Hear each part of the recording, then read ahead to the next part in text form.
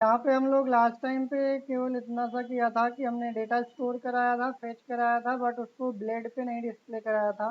तो कैसे हम ब्लेड पे कैसे हम डिस्प्ले कराएंगे उस चीज़ को आज देखेंगे।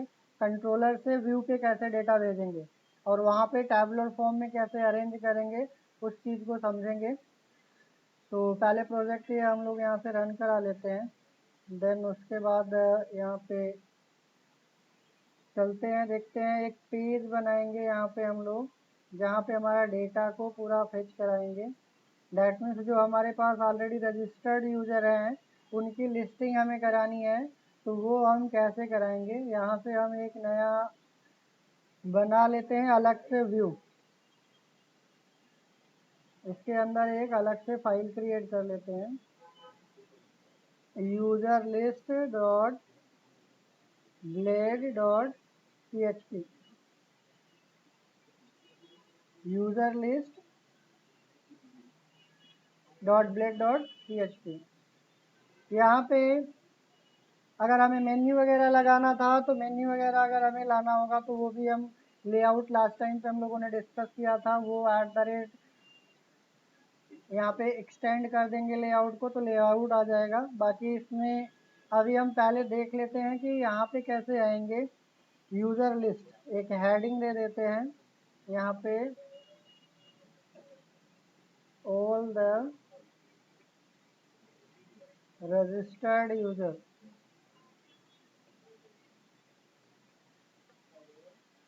अगर हम यहाँ पे ये यूज़र लिस्ट अगर हम बनाएंगे तो इसके लिए एक राउट भी डिफाइन करना पड़ेगा। तो राउट हम यहाँ से वेब में जाएंगे, यहाँ से राउट एक डिक्लेयर करते हैं।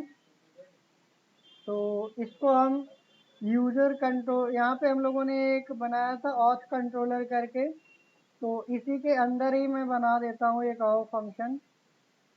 ऑथ कंट्रोलर के अंदर एक और फंक्शन मैं बना दे रहा हूँ, कंट्रोल C किया, यहाँ से इसको पेस्ट किया। यहाँ पे यूज़र लिस्ट, ये हमने राउट यहाँ से डिफाइन कर दिया और यहाँ पे यूज़र लिस्ट नाम का एक फंक्शन बना देते हैं। यहाँ पे हमें पता है इससे कोई लेना देना नहीं है, क्योंकि ये URL में हम पास करते हैं जो यहाँ से दिया जाता है। इसमें हमने यहाँ पे रन कराया था ना, तो यहाँ से इसको ओपन कर लेते हैं।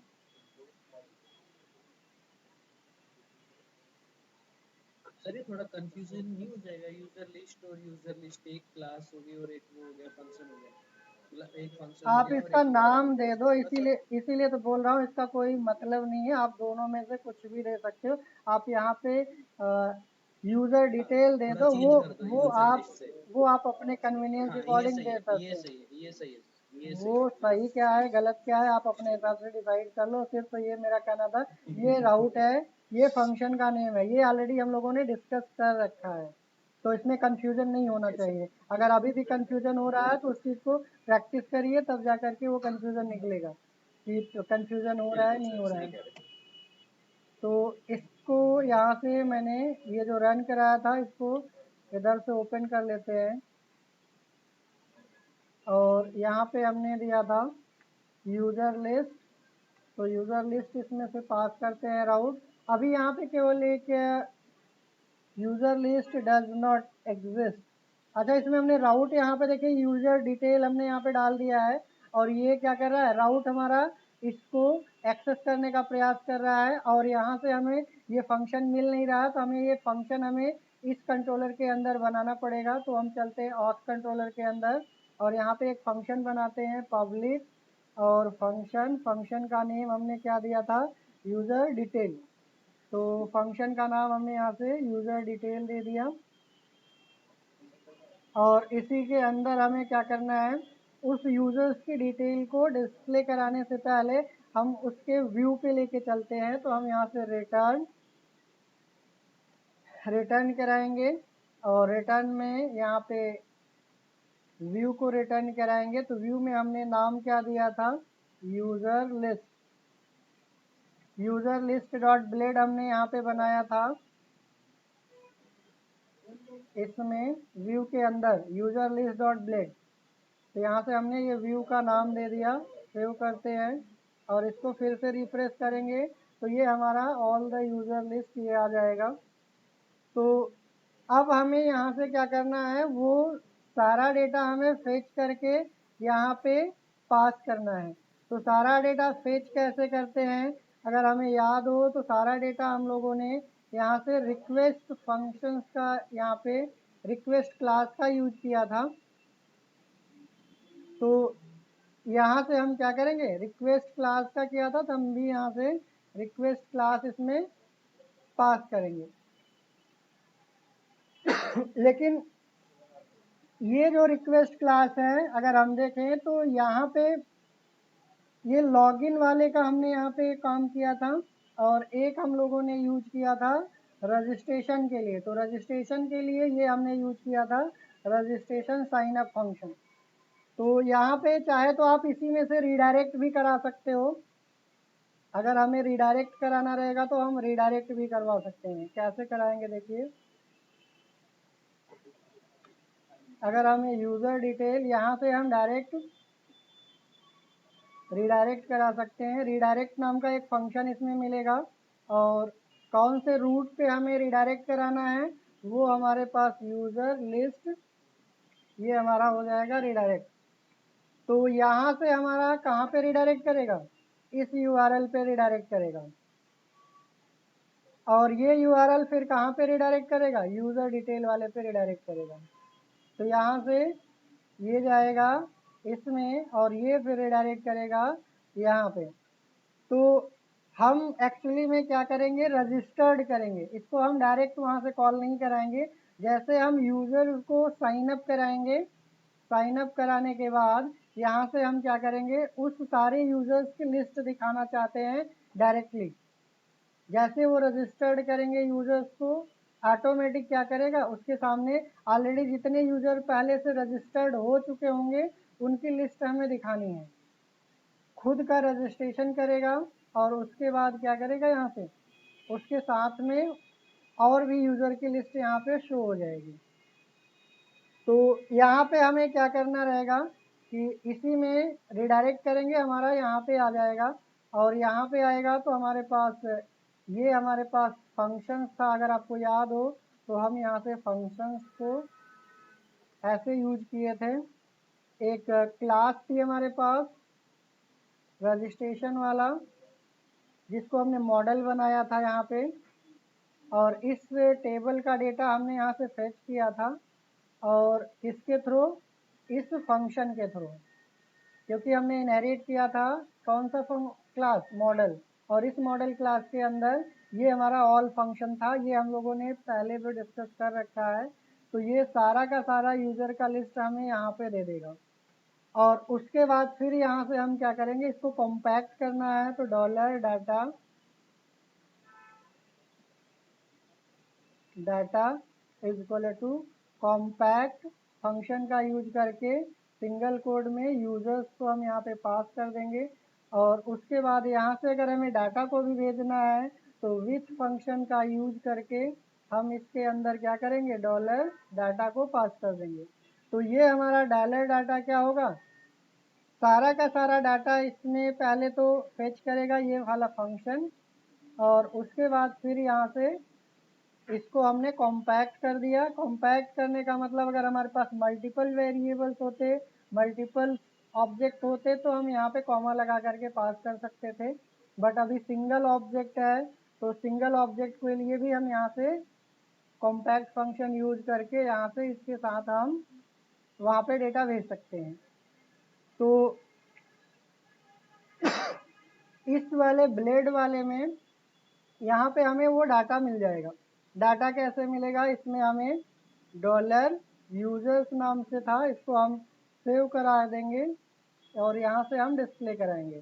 तो इसको अगर हम यहाँ पे प्री टैग यूज कर लें तो थोड़ा सा हमें अच्छे तरीके से दिख जाएगा जो वहाँ पे डेटा आएगा यहाँ पे। तो जो भी डेटा हमने यहाँ से कंट्रोलर से भेजा है वो हम यहाँ पे क्या कर रहे हैं, डिस्प्ले करा रहे हैं। अगर हमें डायरेक्ट एक्सेस करना है तो डायरेक्ट भी एक्सेस कर सकते हैं, देखिए इस यूजर फंक्शंस को, और यहाँ से भी हम रिडायरेक्ट कराना चाहेंगे तो रिडायरेक्ट भी करा सकते हैं। तो पहले हम अगर यहाँ से इसको एक्सेस करने की कोशिश करेंगे या रिफ्रेश करते हैं तो यहाँ पे देखिए हमें क्या रिटर्न कर रहा है, ये यूज़र आईडी, ईमेल, ये सारा का सारा ये हमें रिटर्न करके दे रहा है। तो कहाँ से ये डेटा हमें मिल रहा है, ये हमने यहाँ से सेंड किया है, यहाँ से हमने क्या किया, इस पेज पे सेंड किया है, और यहाँ पे हमें क्या करना है, इसको डिस्प्ले कराना है। तो इसको डिस्प्ले कराने के लिए अगर हमें टेबल के फॉर्म में करना है तो हम टेबल के फॉर्म में भी कर सकते हैं। तो इसमें अगर हमें बूटस्ट्रैप 4 का अगर हमें पूरा वो भी यूज करना है तो हम यूज कर सकते हैं, पूरा टेम्पलेट भी यूज कर सकते हैं ऐसे डायरेक्ट, या फिर हम एक्सटेंड कर सकते हैं जो हमने लेआउट बनाया था। तो दोनों में से कोई भी हम यहाँ से यूज कर सकते हैं। तो अभी फ़िलहाल के लिए मैं यहाँ पे बूटस्ट्रैप 4 का मैं टेबल लेता हूँ, और टेबल यहाँ पे देखिए B4 टेबल लिखेंगे तो ऑटोमेटिक पूरा टेबल हमें यहाँ पे मिल जाएगा। और टेबल में हम कॉलम क्या क्या रखना चाहते हैं वो हम यहाँ पे दे सकते हैं, जैसे हमने दे दिया नेम, ईमेल, और यहाँ पे हमें स्टेटस दिखाना है तो स्टेटस भी दिखा सकते हैं। और उसके अलावा अगर हमें और भी कोई एक्शन वगैरह जैसे रखना है एडिट डिलीट अपडेट के लिए तो हम यहाँ पे एक्शन भी दे सकते हैं। और इसके अंदर कितने रो होंगे वो रो को हम यहाँ से डिसाइड कर सकते हैं। कैसे डिसाइड करेंगे वो हम यहाँ से लूप लगा करके, लूप कैसे लगाएंगे अगर हमें पता हो तो हम यहाँ पे फॉर ईच एक ब्लेड का कॉन्सेप्ट होता है, इसमें हमें वो सारा वेरिएबल मिल जाएगा जो अभी हमने यूज किया था। तो dollar users as dollar user, यहाँ पे कोई भी नाम दे सकते हैं, और ये वाला वेरिएबल हमारा वही है जो हमने यहाँ से पास किया था, इसके अंदर कॉम्पैक्ट कराया था। तो हमने यहाँ से क्या किया, इसको फॉर ईच के अंदर यहाँ पे पास आउट कर दिया इस रो को, और यहाँ पे एंड फॉर ईच, और ये हमारा एंड हो जाएगा। अब इसके अंदर हमारे पास कितने कॉलम हैं, 4, तो यहाँ पे भी हमारे पास 4 कॉलम हो जाएंगे। तो यहाँ पे हमने 4 कॉलम दे दिया। ये हमारा ऑब्जेक्ट की लिस्ट है, इसमें से सिंगल ऑब्जेक्ट निकालेगा, इसमें ट्रांसफ़र करेगा, और यहाँ पे फिर उस ऑब्जेक्ट की वैल्यू डिस्प्ले करानी होगी। तो हम लिखेंगे डॉलर यूज़र, एरो फंक्शन लगाएंगे। ऑब्जेक्ट के अंदर की प्रॉपर्टी एक्सेस करनी होती है तो हम क्या करते हैं, एरो की लगाएंगे, और ये प्रॉपर्टी हमारा वो है जो टेबल के अंदर दिया गया था। तो यहाँ से हम डॉलर यूज़र, और फिर से यहाँ से नेम, ईमेल दिखाना है तो ईमेल, और यहाँ से हमें उसका स्टेटस दिखाना है तो स्टेटस हम लोग दिखाएंगे, और एक्शन दिखाना है तो एक्शन दिखाएंगे। स्टेटस में डॉलर यूज़र, और यहाँ से स्टेटस। एक्शन में यहाँ पे अभी हमारे पास कुछ ऐसा बनाना है तो बटन वगैरह बना सकते हो, जैसे डिलीट का बनाना है तो डिलीट का बना दिया, और भी बटन हमें बनाना रहेगा तो बनाएंगे। तो इसको एक बार रिफ्रेश करके देखते हैं किस तरीके से ये हमें वैल्यू रिटर्न करेगा। ये सबसे पहले हमारा यहाँ पे जाएगा, यहाँ पे ये राउट क्या करेगा, जैसे इसको यूआरएल को हिट करेंगे ये क्या करेगा, यूज़र डिटेल पे जाएगा, और ये कहाँ मिलेगा आपको, ऑथ कंट्रोलर के अंदर। और ये क्या करेगा, सारा डेटा फेच करेगा डेटाबेस से, और उसको कॉम्पैक्ट करके क्या करेगा, यहाँ पे वेरिएबल में रखेगा। और इस वेरिएबल को हमने कहाँ पे पास कर दिया, इस ब्लेड वाली फाइल पे। ये ब्लेड वाली फाइल पे यहाँ पे आएगा। ये लूप के थ्रू, फॉर ईच के थ्रू हमें सारी रो जनरेट करना है डायनेमिकली। तो एक बार इसको रन करके देखते हैं क्या आउटपुट दे रहा है, किस तरीके से दे रहा है। तो यहाँ पे हमने देखिए इसमें जो प्रॉपर्टी लिखे हैं और ये बटन्स लगाई है ये ऑटोमेटिक आ रही है, बट किसी भी प्रॉपर्टी की वैल्यू को अगर हमें डिस्प्ले कराना है तो वो कैसे डिस्प्ले कराएंगे आपको यहाँ पे पता होना चाहिए। इसमें हमें डिस्प्ले कराना होता है तो हमें डबल काली ब्रेसेस के अंदर दिखाना होता है। तो यहाँ से हम डबल काली ब्रेसेस के अंदर जाएंगे और इस वैल्यू को यहाँ से डिस्प्ले करेंगे। सेम यहाँ पे भी कंट्रोल एस करके एक बार रिफ्रेश करेंगे, यहाँ पे देखिए ये नेम आना शुरू हो जाएगा। ऐसे ही हमें इसको भी करना है। यहाँ से भी मैंने इसको कंट्रोल एक्स किया और यहाँ पे मैंने इसको कंट्रोल वी किया। फिर से इसको हमें क्या करना है, कंट्रोल एक्स और यहाँ पे कंट्रोल वी। इसको रिफ्रेश करेंगे, ये देखिए हमारा यहाँ पे आ गया।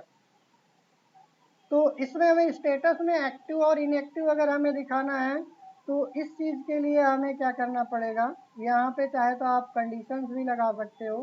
कैसे लगाएंगे, यहाँ पे जाएंगे, इसके अंदर @if लगाएंगे। इफ ब्रैकेट में कंडीशंस पास करेंगे। कंडीशंस हमारे पास क्या है, अगर स्टेटस ये है 1 के बराबर, अगर स्टेटस हमारा इक्विवेलेंट 1 है तो हमें यहाँ पे डिस्प्ले क्या कराना है, एक्टिव, एक्टिव कराना है। और यहाँ पे @else, और ऐसा नहीं है तो हमें इनएक्टिव कराना है। और ये चीज़ें हम यहाँ पे क्या करेंगे, इसके अंदर पास करेंगे।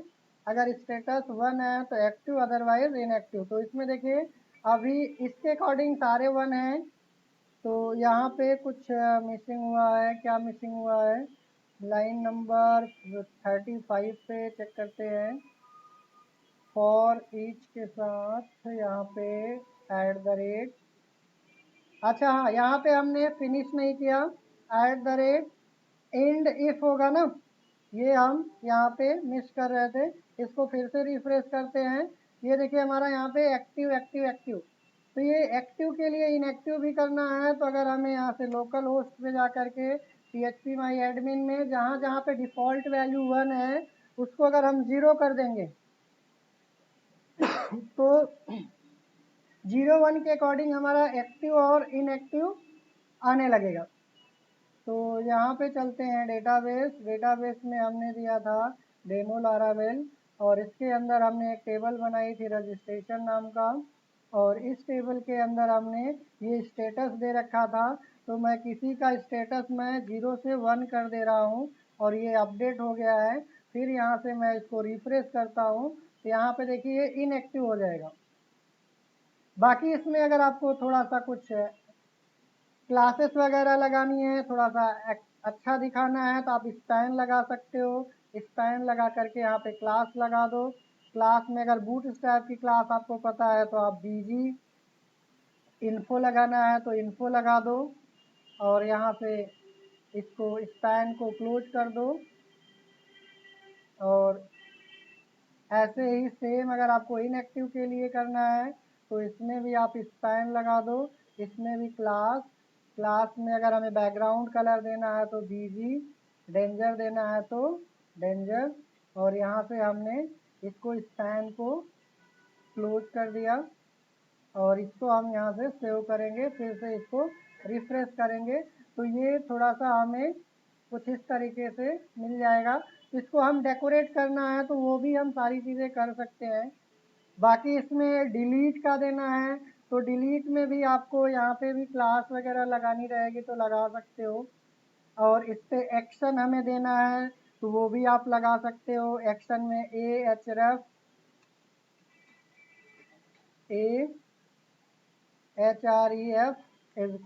डबल कोट पे, और यहाँ से हम क्या करेंगे, ए को क्लोज कर देंगे। और ahref में हमें उसकी आईडी देनी है या फिर उसका यूआरएल देना है डिलीट के लिए। तो आप यहाँ पे कुछ इस तरीके से यूआरएल फंक्शन जो हम लोगों ने इसके पहले यूज कर रखा है वो यूआरएल फंक्शन हम यूज करेंगे और इसी के बाद डिलीट वाला एक फंक्शन बना लेंगे, यूज़र डिलीट। ये हमारा एक यूआरएल क्रिएट हो जाएगा। तो यहाँ पे ये यूआरएल क्रिएट हो जाएगा। तो आप इसमें रिफ्रेश करके देखेंगे तो यहाँ पे देखिए ये यूआरएल हमारा मिल जाएगा इंस्पेक्ट एलिमेंट करके, अगर आप चेक करोगे तो बस इसमें हमें वो राउट हमें मिल गया है। अब इसको हमें क्या करना है, इसका राउट हमें डिफाइन करना है। तो हमने यहाँ से टेबल के अंदर की बॉडी के अंदर लास्ट वाले रो में लास्ट वाला कॉलम से एक बार देख लेते हैं। यहाँ पे देखिए ये हमारा राउट मिल रहा है यूज़र डिलीट। अब इसमें हमें आईडी इसको असाइन कर देना होगा और वो आईडी के थ्रू हम क्या करेंगे, एक डिलीट फंक्शन बना लेंगे कंट्रोलर में और वहाँ से क्या करेंगे, इसको हम डिलीट भी करवा सकते हैं। तो इसको हम यहाँ से ऑथ कंट्रोलर में, जैसे हमने यहाँ यूज़र डिटेल बनाया था, यहीं पे हम यूज़र डिलीट भी बनाएंगे। Public function user delete. इसमें आईडी के थ्रो करना है तो डॉलर आईडी भी हम पास करा देंगे और यहाँ से हम क्या करेंगे, डिलीट करना रहेगा तो हम यहाँ से डिलीट करेंगे। डिलीट करने के बाद हम यहाँ से हम इसको बैक भी कर सकते हैं। बैक करने के लिए जैसे हमारे पास यहाँ पे रीडायरेक्ट फंक्शन था, इसके थ्रू भी हम यहाँ पे आ सकते हैं। तो एक बार पहले हम इसको भी यूज करके देख लेते हैं कि ये रीडायरेक्ट हमारा कैसे काम कर रहा है। तो यहाँ से रीडायरेक्ट फंक्शन जो यहाँ से हमें यूआरएल से हिट करने पे होता है और ये चीज़ें आपको बिना यूआरएल पे हिट किए हम रजिस्ट्रेशन जैसे ही यूज़र का कंप्लीट करेंगे ये ऑटोमेटिक रीडायरेक्ट कर देगा कहाँ पे, सारे यूज़र की लिस्ट पे। तो एक बार हम रजिस्टर्ड करके देख लेते हैं रीडायरेक्ट का कॉन्सेप्ट। यहाँ से रजिस्टर को कॉल करते हैं और यहाँ से हमने xyz@gmail पासवर्ड ASD और साइन अप पे किया हमने। और ये क्या करेगा, यहाँ से डेटा ले जाएगा और इस डेटा के बाद यहाँ से हमें रीडायरेक्ट करवाना था कहाँ पे, इस पे टू एरे। इसको मैं यहाँ से कमेंट करता हूँ,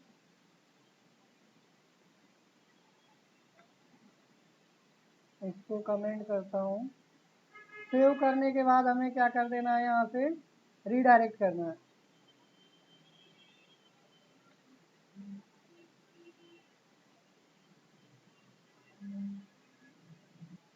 इसमें हमने रिटर्न लगाना मिस कर दिया था, रिटर्न रीडायरेक्ट। तो ये इस पे रिटर्न कराएगा। एक बार फिर से रिफ्रेश कर लेते हैं।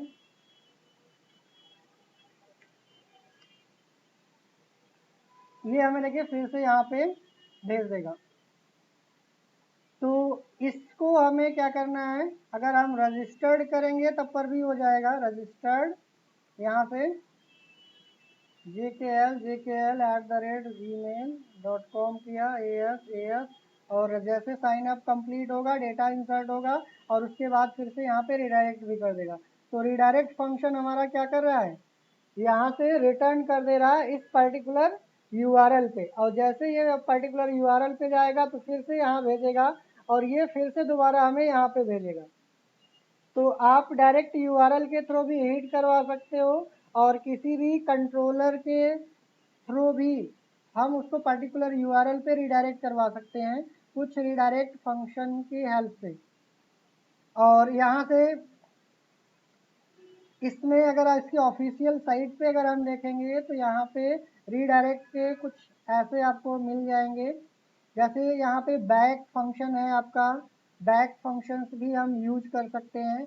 बैक जैसे रीडायरेक्ट फंक्शन है वैसे बैक फंक्शन होता है। बैक फंक्शन क्या करेगा, जहाँ से आपने हिट किया होगा वहीं पे ऑटोमेटिक फिर से वापस कर देगा। तो इसके अलग अलग सिंटैक्स हैं, इसको भी आगे चल करके हम लोग देखेंगे। रीडायरेक्ट के लिए पर्टिकुलर राउट पे भेजने के लिए आईडी के साथ, बिना आईडी के साथ, वो अलग अलग चीज़ें आपको मिल जाएंगी।